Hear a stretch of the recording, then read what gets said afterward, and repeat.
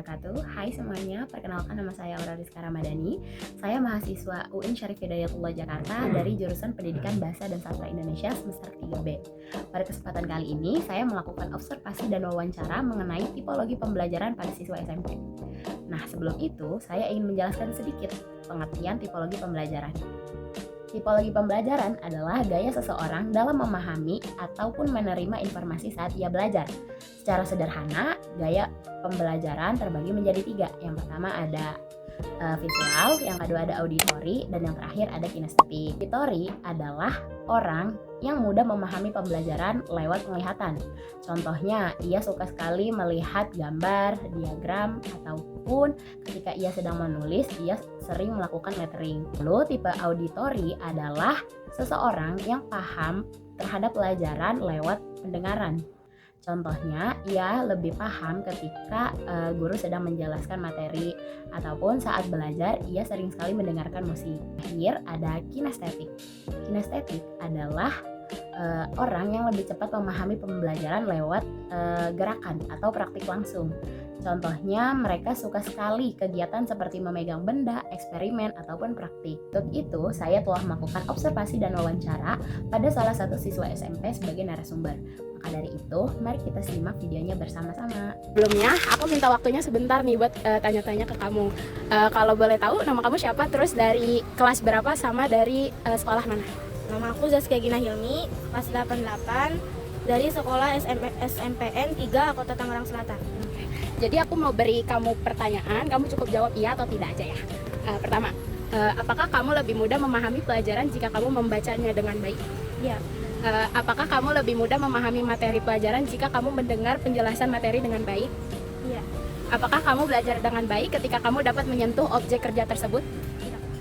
Apakah kamu memahami pesan yang ditulis daripada pesan yang dijelaskan dengan kata-kata? Tidak. Apakah kamu mudah memahami pesan yang dijelaskan dengan lisan daripada pesan yang ditulis? Iya. Apakah kamu lebih menikmati belajar langsung praktik di lapangan daripada belajar di kelas? Tidak. Apakah gambar-gambar diagram, poster, atau wall chart sangat membantu kamu dalam mengingat dan memahami pelajaran? Tidak. Apakah membaca buku dengan keras dan berulang-ulang merupakan cara terbaik agar kamu mudah mengingatnya? Iya. Apakah kamu lebih memahami materi pelajaran yang dijelaskan melalui demonstrasi dan alat peraga? Tidak. Apakah kamu senang menonton TV atau membaca novel daripada mendengarkan musik atau radio? Iya. Apakah kamu senang mendengarkan siaran radio, musik, atau karaoke daripada menonton TV? Tidak. Apakah kamu menyenangi kegiatan yang berhubungan dengan fisik seperti olahraga? Tidak.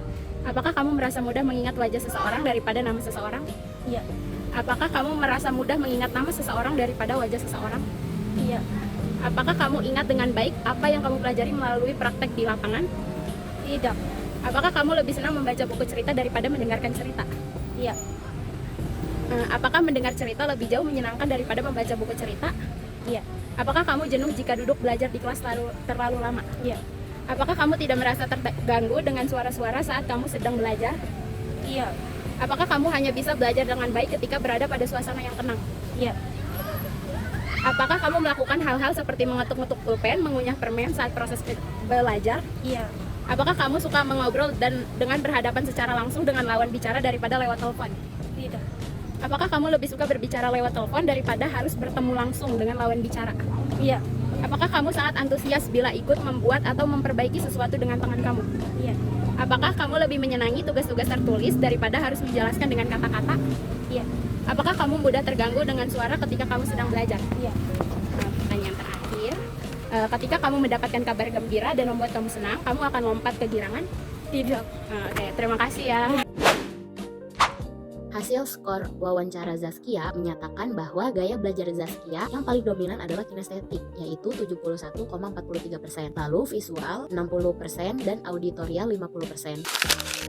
Nah, setelah melihat video tersebut, kalian makin sadar tidak bahwasanya kita penting sekali loh untuk mengetahui tipe pembelajaran kita.